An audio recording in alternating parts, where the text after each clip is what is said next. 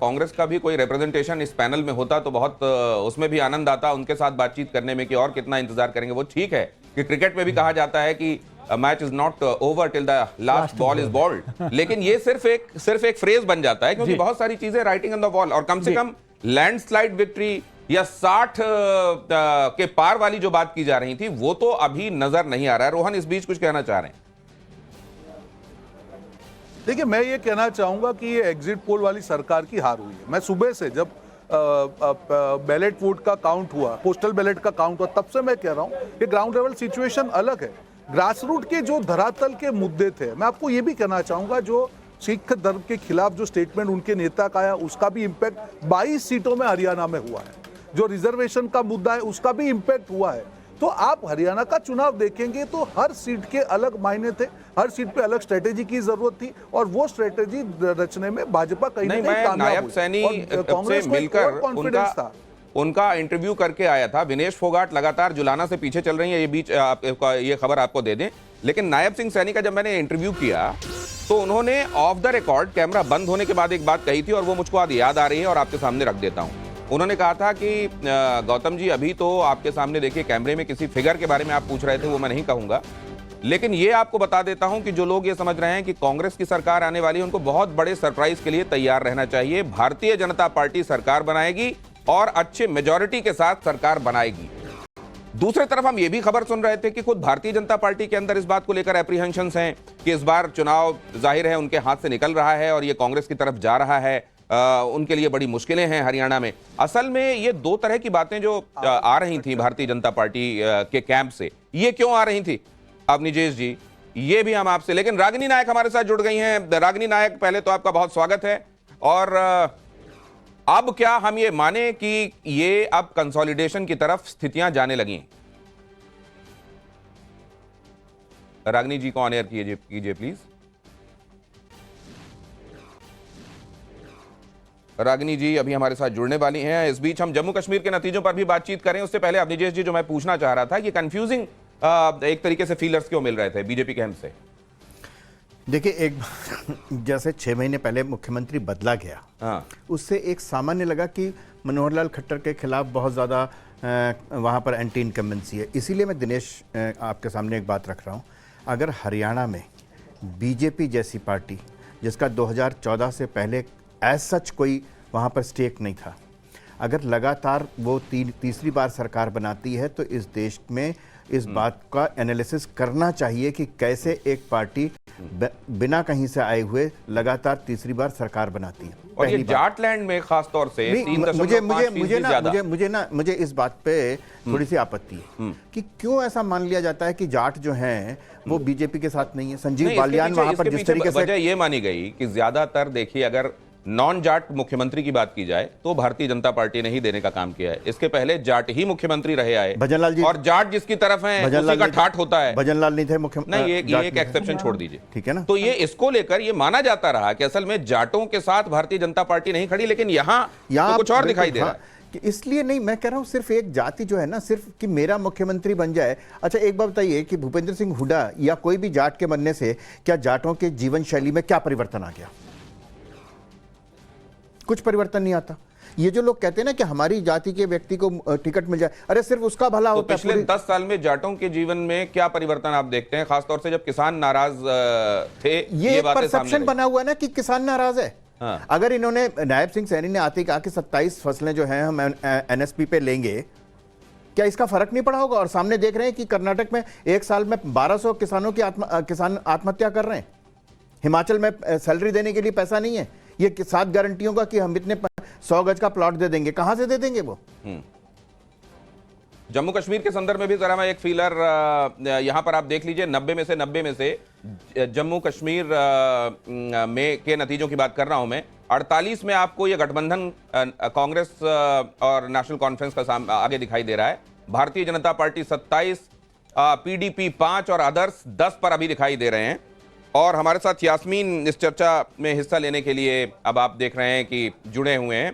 आप इस वक्त यास्मीन जो देख रही हैं, ये फिगर्स और कहां किसके फेवर में या किसके अगेंस्ट जाते हुए और रुकते हुए आपको दिखाई दे रहे हैं? आपने कल तक क्या सोचा था, क्या उधर ही जा रही है ये बात? देखिए, फर्स्ट ऑफ ऑल मैं आपको एक बात बताऊंगी, रीजनल पार्टीज यहाँ पे जीतनी चाहिए, क्योंकि रीजनल पार्टीज को सब कुछ पता होता है कि वो लोकल में काम करती हैं, उनको पता होता है कि किस सत्ता पे काम करना है, यहाँ पे क्या मुद्दे हैं। यहाँ पे सबसे बड़े जो मुद्दा है वो अनएम्प्लॉयमेंट है, वो रीजनल पार्टीज को पता है। बीजेपी को वो चीज पता नहीं है, वो सेंटर में बैठी है, उनको सेंटर की बात है। जो 2019 से यहाँ पे आया है, यहाँ पे बहुत सारी दिक्कतें आई हैं, वो सिर्फ रीजनल के लोगों को पता है। आई होप कि रीजनल पार्टीज अच्छा करे और रीजनल पार्टीज सत्ता में आए। जो हम इससे पहले हमने सोचा था वही हो रहा है, क्योंकि कांग्रेस और नेशनल कॉन्फ्रेंस और पीडीपी सत्ता में आएगी। जो हमने सोचा था वही होगा, क्योंकि मुझे आई डोंट थिंक सो कि बीजेपी आ रही है। बीजेपी को आना भी नहीं चाहिए, क्योंकि it's better for the regional parties who are ruling here, who are ruling here.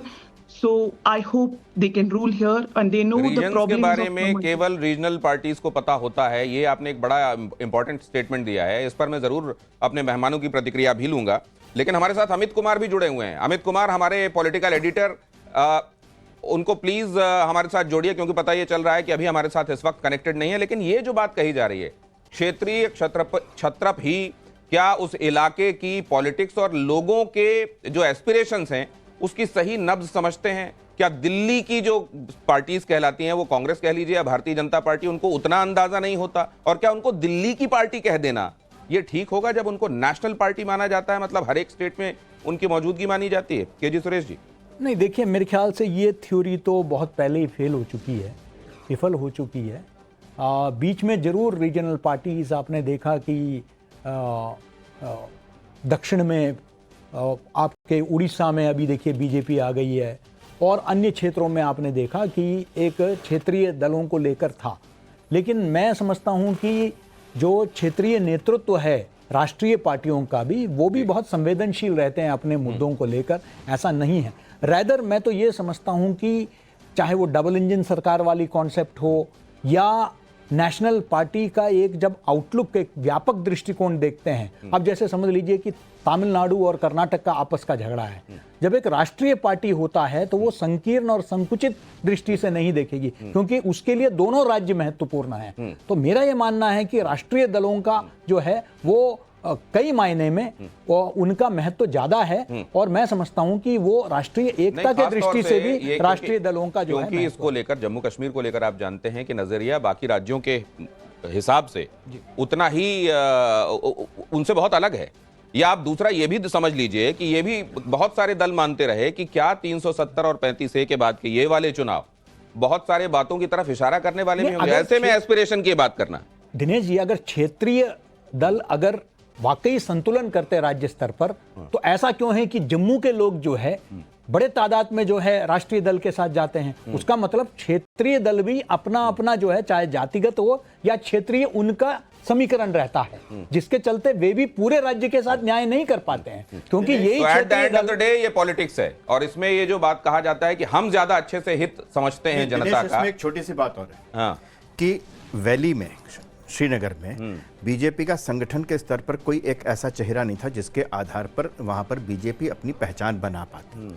एक महत्वपूर्ण बात है, अगर आप देखेंगे कि जहां पर क्षेत्रीय दल हैं वहां पर क्षेत्रीय दल का एक चेहरा या तो परिवार है, चाहे वो तमिलनाडु हो, चाहे उत्तर प्रदेश हो, चाहे बिहार हो, अभी आप झारखंड देख सकते हैं, उसमें वहां पर एक परिवार के हिसाब से जो पार्टी बनी उसका चेहरा सामने आने पर वो होता है, या एक जाति विशेष। महबूबा मुफ्ती, जरा देखिए, पीडीपी की तरफ से एक बड़ी खबर आ रही है, फ्लैश कीजिए प्लीज। पीडीपी महबूबा मुफ्ती की बेटी ने, इल्तिजा ने हार स्वीकार की। लोगों का फैसला स्वीकार है, इल्तिजा मुफ्ती ने कहा।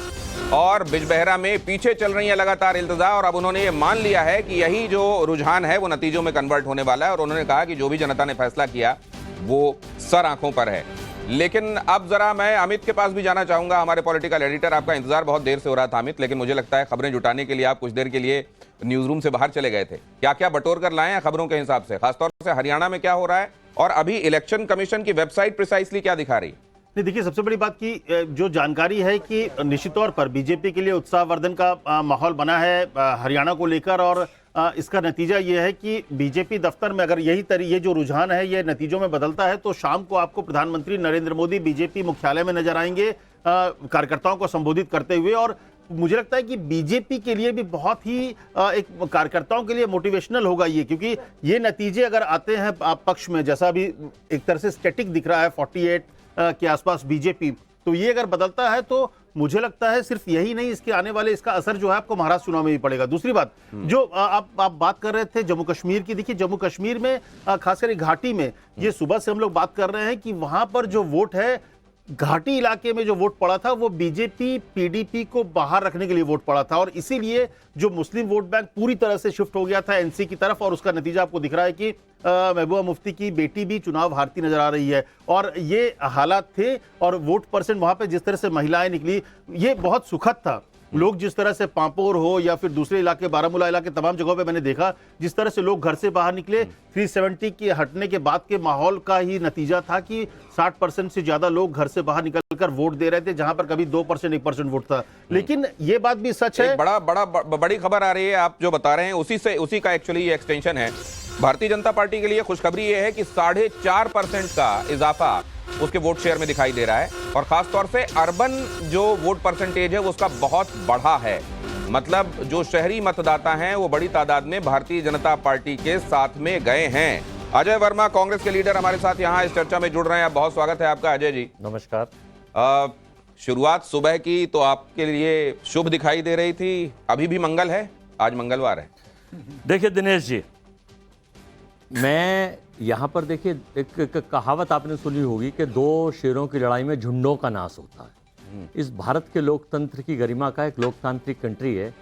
नेताओं का कुछ नहीं बिगड़ता, पार्टियों का कुछ नहीं बिगड़ता। हार और जीत तो चुनाव में 2 ही पहलू हैं, एक हारते हैं एक जीतते हैं। हम जीत रहे हैं, दोनों जगह सरकार बनाएंगे, पहले मैं ये कह दूँ। अब मैं आपको बताऊँ, लेकिन ये जो क्रेडिबिलिटी खराब हो रही है, एक तो उन सैफिलिस्टों की और एक उन चैनलों के और उन पत्रकारों की, जो चौथा स्तंभ माना जाता है कि अगर पत्रकारों का चौथा स्तंभ स्वस्थ होगा तो देश स्वस्थ होगा। नोच दिया आपने। कहीं ना कहीं देश जो है, कहीं ना कहीं देश कलंकित करने का काम इसलिए चौथे खंभे को नोचने वाले हैं। नहीं, देखिए पहले 400 पार मित्रों, 400 पार के नारे में 240 आके चलिए, तो ये एक सोची समझी प्लान की वहां तक तो ठीक था, लेकिन हरियाणा में ये नहीं होना चाहिए था। एक सोची समझी रणनीति के तहत जब देश की सरकार की छवि खराब हुई, अब चलो चैनलों का तो कोई सिस्टम नहीं है, वो नंबर 1 और नंबर 2 से गवर्न हो रहे हैं। अब जब ये हुआ तो इन्होंने जहां आप बैठे हुए हैं, अब जहां नंबर 1 और नंबर 2 से गवर्न हो रहे हैं, और वर्मा जी ये सब कह रहे हैं आगे चैनल, ये तय हुआ अब कि इस बार आप चेंज करिए, रुझानों में जिताइए किसी को, और हमारा सिस्टम सारा सेट है,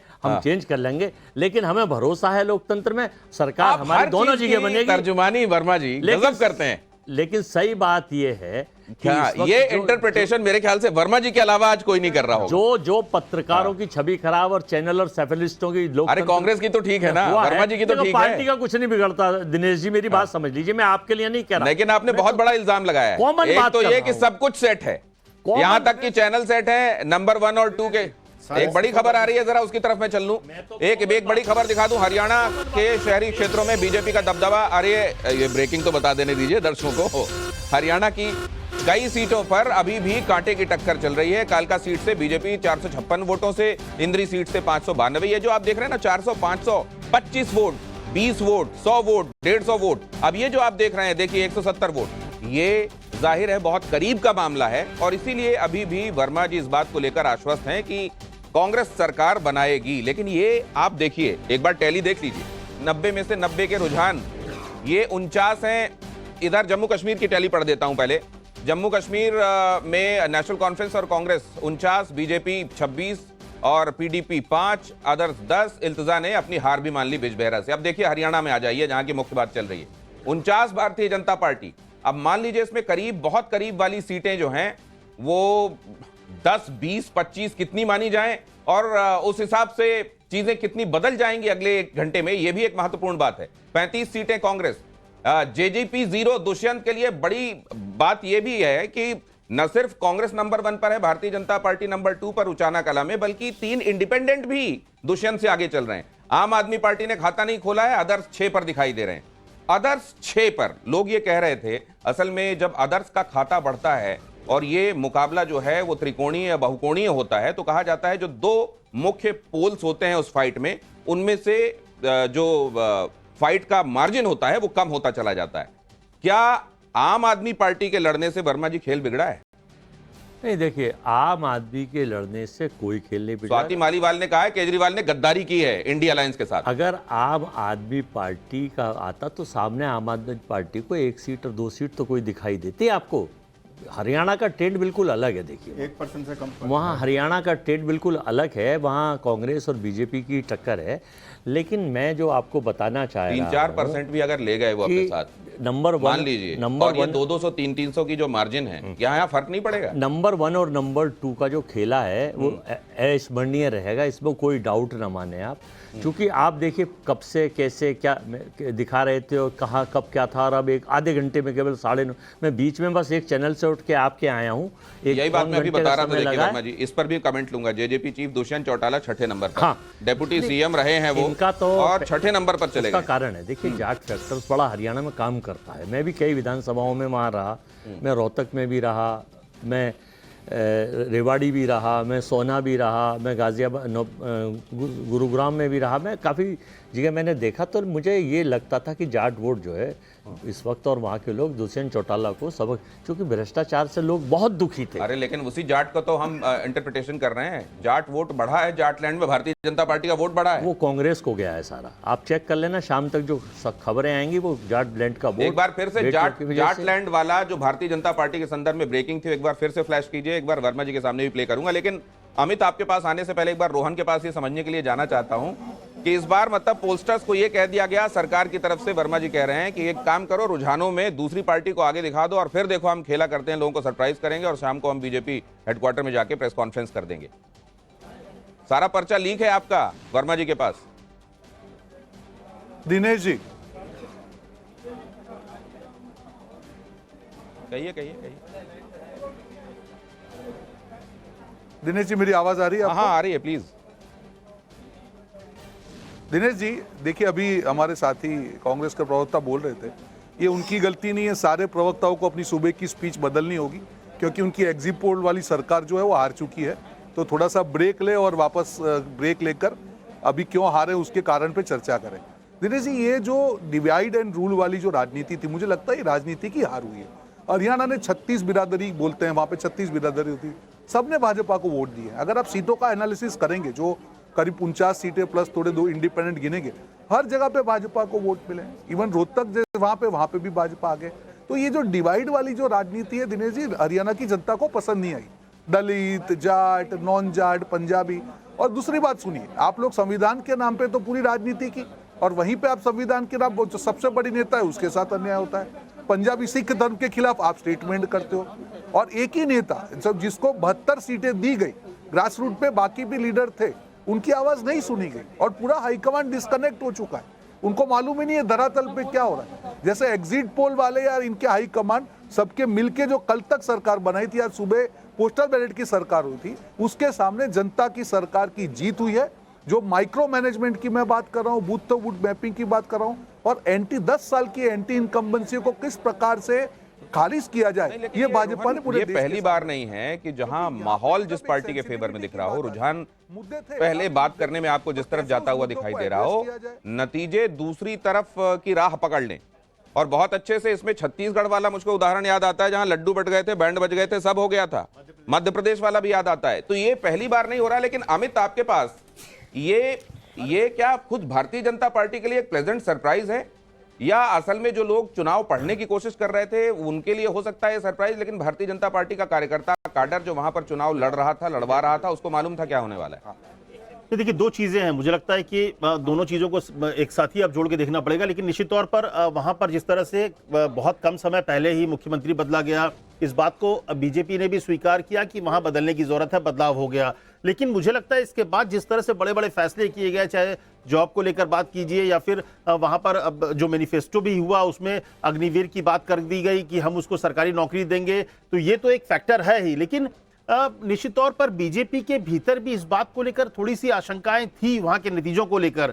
लेकिन शायद क्योंकि एक तरफ आपके पास कांग्रेस का मॉडल था, कांग्रेस के जो वादे थे, क्योंकि चाहे हिमाचल प्रदेश हो या फिर कर्नाटक हो या इस तरह के राज्यों में उन चीजों को फुलफिल नहीं हो पाई, तो जनता के भीतर इस बात को समझना था कि क्या वो चीजें हो पाएंगी जो नहीं, वायदे एक और कांग्रेस बात, कर रही ये है। लेकिन जुलाना एक से चीज विनेश का पीछे चलना, सबसे अब जैसे important बात अवधेश जी का जीत जाना अयोध्या से, इसको नेशनल इसका इंटरप्रिटेशन किया गया, तो क्या विनेश का जुलाना से पीछे चलना, इसके भी नेशनल इंटरप्रिटेशंस होंगे? निश्चित तौर पर देखिए होना दिनेश जी, मैं यही बोलना चाह रहा हूं कि वहां पर पूरे इलेक्शन कैंपेन को एक दूसरे मोड पे ले जाया गया, जो कांग्रेस की तरफ से बार बार पहलवान की बात की गई, किसान की बात की, जवान की बात की गई। हालांकि नतीजे अभी जिस तरह के जो रुझान है, रुझान पे ही आधार पर हम बात करेंगे। अभी के अनुसार लग रहा है कि इसका मतलब है कि वहां की जनता ने इस चीज को एक्सेप्ट नहीं किया गया। एक फेस की तरह के एक पूरा पोस्टर गर्ल की तरह से दिखाया गया था। इस पर अजय वर्मा जी का कमेंट लेना भी बड़ा आवश्यक है। अजय वर्मा जी,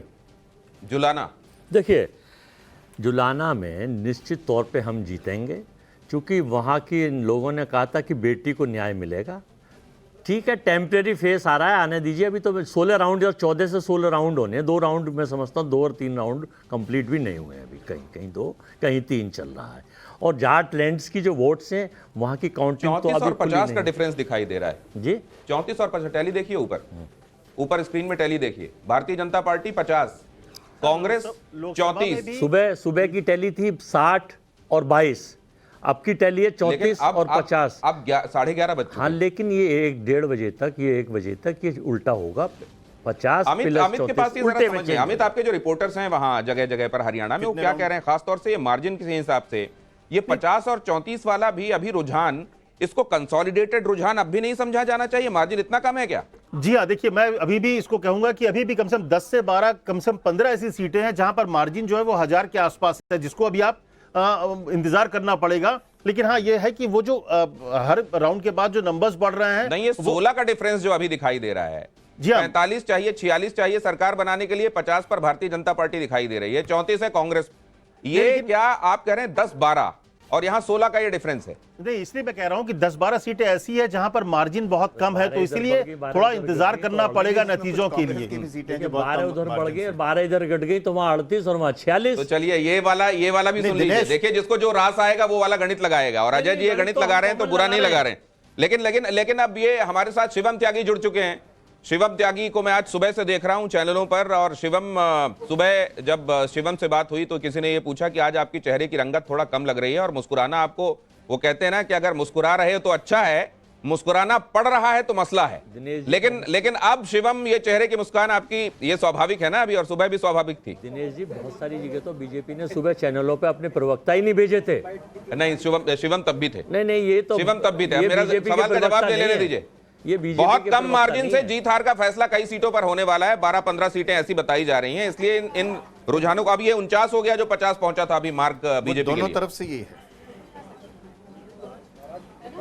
देखिए दिनेश जी, आपकी जो आवाज़ है वो बिट्स एंड पीसेस में मुझ तक पहुंची है, लेकिन हाँ, काफ़ी हद तक आपकी बातें समझ गया, क्योंकि आप मित्र हैं तो आपकी बातें वैसे भी समझ ही जाता हूं मैं। खैर, मैं एक ही चीज़ कहना चाहता हूं कि जहां तक मुस्कुराहट की बात है तो ये तो परमानेंट है, और सुबह भी थी और अभी भी है। सुबह भी मैं आपके चैनल पर था, मैं तब भी कह रहा था और अभी भी कह रहा हूं। लेकिन मैं देख रहा हूं अपने लेफ्ट कॉर्नर में जो हमारे बैठे हुए हैं वर्मा जी, इनके चेहरे पे जरा हवाइयां उड़ी हुई है। समझ में नहीं आ रहा ये फैक्ट्री की जलेबियां इन तक पहुंच पाई कि नहीं पहुंच पाई, क्यों इतना हैरान परेशान से हैं। बहरहाल, ये हवा, तूफान, आंधी, गांधी कहाँ है भाई? ये सब लोग कहाँ चले गए?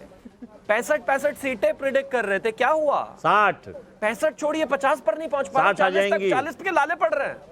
मतलब मैं सिर्फ इतना कहना चाहता हूं कि मतलब किस चीज के लिए चुनाव भाई? दूसरों के कंधे पर बंदूक रखकर राजनीति नहीं की जाती। ओंकारा फिल्म ही देख लेते तो समझ आ जाता। मतलब आप देखिए, जिस पहलवान को आपने पोस्टर बनाकर चुनाव लड़ा, अगर वो भी ट्रेल कर रहे हैं तो माफ कीजिए बॉस, कहीं ना कहीं तो दिक्कत थी। आप कहते थे कि पहलवान भी नाराज है और जवान भी नाराज है, किसान भी नाराज है। कहां नाराज है भाई? हमने एमएसपी दी सभी फसलों पर तो किसान नाराज नहीं थे। जवान को ओआरओपी दिया तो जवान नाराज नहीं थे। पहलवान उस राज्य में और भी हैं, उनको भी दिखाई दिया, उनको राजनीति भी दिखाई दी। इस देश में कौन ऐसा व्यक्ति है जो ये कह सकता है कि आदरणीय प्रधानमंत्री जी से ज्यादा कोई भी और प्रधानमंत्री इस देश में स्पोर्ट्स में इन्वॉल्व हुआ हो? नहीं हुआ। तो जब वो तस्वीरें चलती हैं टाइम्स नाउ नवभारत पर, तो क्या दूर दराज बैठी हुई कोई बेटी, महिला, बच्चा, पिता, वो सब नहीं देखते क्या? उनको नहीं समझ में आ जाता कि जबकि वो पर्टिकुलर एक आदमी है जो पहले प्रोटेस्ट करते हैं, उसके बाद कांग्रेस ज्वाइन कर लेते हैं और उसके बाद चुनाव लड़ते हैं? ये उसी का रिजल्ट है। एक बबल बनाने की कोशिश थी, रियलिटी में कहीं कुछ था ही नहीं। रिजल्ट आपके सामने है और मैं सिर्फ एक ही चीज कहना चाहता हूं, जनता का बहुत बहुत आभार। इस देश में तो जो जलेबियां हैं वो हलवाई की बनी हुई चलती हैं, फैक्ट्री वाली का यहां कोई काम नहीं है। तो हरियाणा में जेजेपी का बिल्कुल सफाया हो गया है। भारतीय जनता पार्टी 49 पर दिखाई दे रही है, 46 चाहिए सरकार बनाने के लिए और कंफर्टेबली उससे आगे दिखाई दे रही है रुझानों में। अभी इन रुझानों का नतीजों में बदलना बाकी है। राहुल गांधी का जादू नहीं चला क्या, यह बहुत बड़ा सवाल है। और भारतीय जनता पार्टी का हैट्रिक लगने वाली है क्या, यह भी सामने दिखाई दे रहा है। कम से कम अभी रुझानों के हिसाब से। मनोज हमारे संवाददाता हमारे साथ जुड़े हुए हैं, कहां खड़े हुए हैं, किस काउंटिंग सेंटर के पास मनोज आप, और आपके पास क्या इंफॉर्मेशन है? बिल्कुल, देखिए मैं इस वक्त कुरुक्षेत्र में हूं और मुख्यमंत्री नायब सिंह सैनी के निवास पर हूं। यहां पर जब से ट्रेंड बदला है उसके बाद लग रहा है मौसम भी बदल गया है। बहुत सारे जो कार्यकर्ता हैं बीजेपी के वो यहां पर पहुंचे हुए हैं नायब सैनी को बधाई देने के लिए। मुख्यमंत्री लगातार अपने आवास पर मौजूद हैं और यहां बहुत सारे लोगों से बात कर रहे थे। उनका कहना था कि एग्जिट पोलों ने जरूर हमें जो नतीजे दिए उससे डर गए थे, लेकिन हमारी रिपोर्ट यही थी जो नतीजे आ रहे हैं। कुछ कार्यकर्ता हैं जी, क्या नाम है आपका? रणधीर सिंह जी। रणधीर सिंह जी, क्या लग रहा था?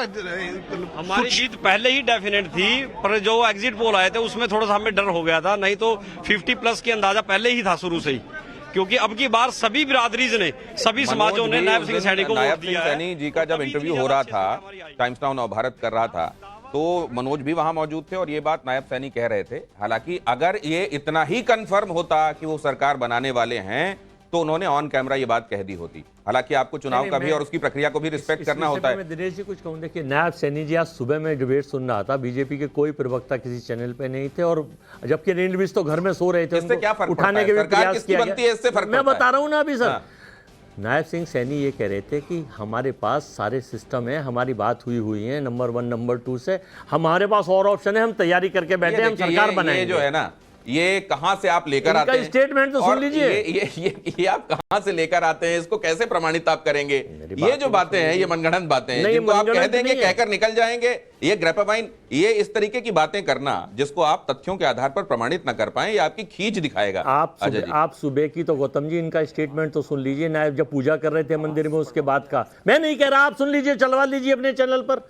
मैं आपको ये बताना चाह रहा हूं कि ये एक सोची समझी रणनीति के तहत किस तरह से भारत की पत्रकारिता को और सैफोलॉजिस्टों को रक्त रंजित किया गया है, उनकी छवि खराब करके। नेताओं का कुछ नहीं बिगड़ रहा, उनकी छवि और जो चौथा स्तंभ है उनको बिगाड़ा जा रहा है। अजय जी, आप बहुत अच्छा बोलते हैं, आप बहुत प्रखरता के साथ अपनी बात कहते हैं, लेकिन आपकी क्रेडिबिलिटी संकट में आएगी। मैं इसलिए कह रहा हूं ये बात कि हमेशा दूसरों पे ठीकरा फोड़ देना, कहीं अपनी तरफ इंट्रोस्पेक्शन नहीं करना, ये हमेशा कभी ईवीएम की तरफ, कभी पोलस्टर्स की तरफ, कभी पत्रकारों की तरफ, कभी 1 2 3 4 आपने जो गिनती बनाई हुई है उसकी तरफ करते रहेंगे तो आप सच्चाई तक नहीं पहुंचेंगे। लेकिन अमित के पास मैं जाना चाहता हूं। अमित, ये 12 से 20 विधानसभाओं के बीच रहा, मैंने देखा कहीं सारे सिस्टम को, और ये जो आपके रिजल्ट अब दिख रहे हैं उस पर टोटल बिल्कुल डिफरेंट दिख रहे हैं। तो कहीं ना कहीं या तो मैं गलत हूं या वहां सिस्टम गलत था। तो ये बताइए कि क्या भारतीय चुनावी इतिहास में हैरान करने वाले नतीजे नहीं आए कि जनता ने और लोगों ने अंदाजा कुछ और लगाया और नतीजे कुछ और निकले? तो क्या इस तरह के सारे आप नहीं, मैं सबको नहीं कह रहा, मैं सबको नहीं कह रहा। और भारतीय जनता पार्टी ने कहा है कि जहां जहां राहुल गांधी गए वहां तो कांग्रेस को बहुत नुकसान हुआ है। इसको कैसे देखा जाना चाहिए अजय जी? वो भी जरा आपसे समझूंगा, लेकिन ये जरा देख लीजिए, इस समय राहुल की यात्रा जहां जहां निकली वहां तो कांग्रेस को बड़ा नुकसान हुआ है और कांग्रेस को वहां हार झेलनी पड़ रही है। भारतीय जनता पार्टी का ये कहना है। ये क्या पूरा रूट स्टडी किया गया था क्या शिवम? राहुल गांधी जहां जहां से निकले वहां भारतीय जनता पार्टी कह रही है कि कांग्रेस को नुकसान हो गया, हार हो गई। Shivam, thank you. हाँ देखिए, मैं एक चीज कहना चाहता हूं, ये जो बार बार कांग्रेसी जो ये अपनी जो बंदूक है, ये जो AK-47 लिए घूमते हुए हैं, लेके घूमते रहते हैं पत्रकारों के लिए, उसका मुंह थोड़ा घुमाकर अब जो है अपने नेता की तरफ करिए। 2014, 2019, 2024 हार गए, फिर भी उनसे सवाल नहीं पूछते। अभी चुनाव से पहले छत्तीसगढ़, राजस्थान, मध्य प्रदेश हार गए, फिर भी उनसे सवाल नहीं पूछते। हिंदुस्तान की कांग्रेस की 135 साल की तीसरी सबसे बुरी हार उनकी समय में हुई, नई सवाल पूछते। हरियाणा में कहते थे कि 1000% जीत तो बिल्कुल मतलब प्लेटर पर रखी हुई है, हार गए। सवाल किससे? दिनेश गौतम से। सवाल किससे? मीडिया से। अरे भाई अब आपके लिए प्रचार थोड़ी ना करेगा मीडिया जाकर, वो तो आपके नेता को ही करना है। नहीं एक्सेप्ट कर रहा कोई, उनको रियलिटी होनी चाहिए। जबरदस्ती का 99 सीटें लेकर ऐसे ऐसे ऐसे करके वीडियो बना लेने से कोई सरकार में नहीं आ जाता। अंबाला कैंट से तस्वीरें आ रही हैं, अनिल विज तो अपने पहले नेता पीछे की चल रहे क्रेडिबिलिटी थे। को देखना ही आपको पड़ेगा। बता दूं इस समय जो तस्वीरें अगर आपको भी वहां दिखाई दे रही हैं तो ये अंबाला कैंट से तस्वीरें हैं। अनिल विज क्योंकि यहाँ जाकर इस जगह पर इलेक्शन को मैंने भी कवर किया है, तो मैंने ये देखा कि बड़ी तादाद में ऐसे लोग हैं जो कहते हैं अंबाला कैंट की तस्वीर बदल देने का काम अनिल विज ने किया है। लेकिन यहाँ पर अब क्या ये भी एक, खैर अभी जल्दबाजी है, लेकिन अनिल विज और राव इंद्रजीत तो कह ही चुके हैं कि 12-14 साल में तो कूड़े के भी दिन बदल जाते हैं। पहले ये स्पष्ट किया जा चुका है कम से कम आला कमान की तरफ से कि यहाँ तो नायब सैनी ही आगे सीएम रहेंगे। खट्टर साहब यहाँ सीएम रह चुके हैं लंबे वक्त तक। क्या ये बातें भी अब भारतीय जनता पार्टी के अंदर मंथन होने लगा होगा अमित, या अभी इंतजार किया जा रहा है इस बात के लिए? नहीं देखिए, मुझे लगता है कि अभी निश्चित तौर पर मंथन अभी, क्योंकि नतीजे पूरे हुए नहीं है, अभी तो रुझान का समय है। लेकिन जिस तरह के रुझान भी हैं, क्योंकि ये इस बात की उम्मीद पार्टी के भीतर भी बहुत कम लोग कर रहे थे कि इतनी इस तरह का नतीजा आने वाला है या इस तरह से कड़ी टक्कर सामने दिखेगी। निश्चित तौर पर देखिए, ये तो कांग्रेस को भी सोचना पड़ेगा कि क्यों ऐसी चीजें हुई। अजय जी भले हम लोग के नाम पर सवाल खड़े कर दें, वो अलग विषय है। एक और बात आप अभी कह रहे थे कि देखिए ये सिर्फ हरियाणा नहीं, क्योंकि अब चुनावों में क्या हवा बदलती जा रही है, इस हिसाब से चीजों को देखा जा रहा था। तो महाराष्ट्र में भी इसका असर पड़ेगा क्या? झारखंड में भी इसका असर पड़ेगा क्या? क्योंकि लोग अभी कल ही मैं अपने दर्शकों को बता रहा था संजय राउत का स्टेटमेंट, जिसमें ये कह रहे थे कि जम्मू कश्मीर हो, हरियाणा हो, यहाँ तो कांग्रेस जीती रही है, भारतीय जनता पार्टी के लिए परेशानी है। और आने वाले दिनों में महाराष्ट्र में और झारखंड से भी भारतीय जनता पार्टी के लिए खुशखबरी नहीं आने वाली है।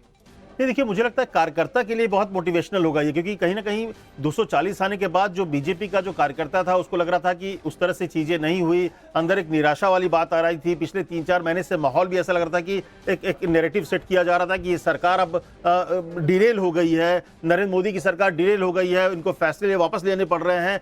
तो ये निराशा से बाहर निकलने के लिए एक बड़ा रोल प्ले करेगी अगर यही नतीजे रह जाते हैं बीजेपी के हरियाणा में, क्योंकि हरियाणा का ये नतीजा आते ही, क्योंकि सब लोग लगभग मान के चल रहे थे कि महाराष्ट्र और हरियाणा ऐसी जगह है जहां पर बीजेपी ये बात मैं समझना चाहता हूं, क्या केजी सुरेश, क्या एक मोमेंटम बनता है असेंबली इलेक्शंस में भी एक के बाद एक देखने को मिलता है, या हर जगह की अलग परिस्थितियां होती हैं और वहां तक उसको कन्फाइंड रखना चाहिए? देखिए, मैं तो कम से कम समझता हूं कि हर स्टेट का अलग विषय होता है। विधानसभा और लोकसभा के साथ भले परसेप्शन के दृष्टि से जरूर विपक्ष हो या सत्ता पक्ष हो वो जोड़ती है, लेकिन विषय अलग होते हैं, मुद्दे अलग होते हैं।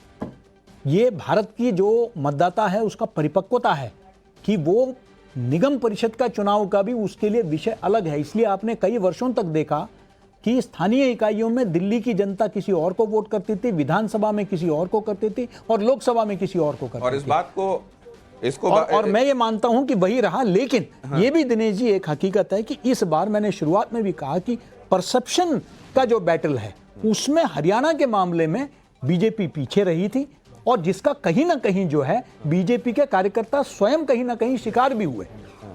तो ये परसेप्शन के मामले में पीछे रहना क्यों पड़ा?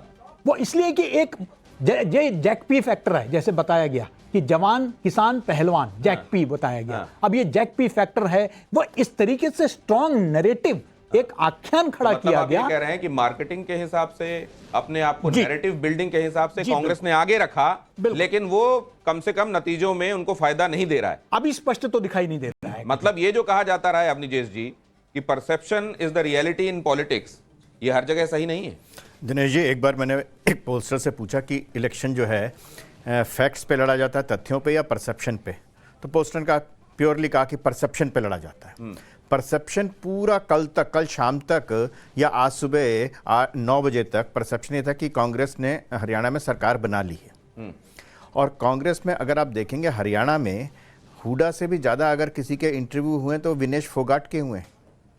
एक तरीके से विनेश फोगाट केंद्र में रख करके पूरा हरियाणा का इलेक्शन लड़ा गया, पहलवान और जाट को लेकर के। जिस तरीके से इस बात का एनालिसिस होना चाहिए कि स्वयं विनेश फोगाट अगर पीछे चल रही हैं या उस तरीके से लैंडस्लाइड विक्ट्री नहीं होती उनकी, तो इसके पीछे जो वास्तविकता थी उसके पर ध्यान दिया जाना चाहिए, पहली बात।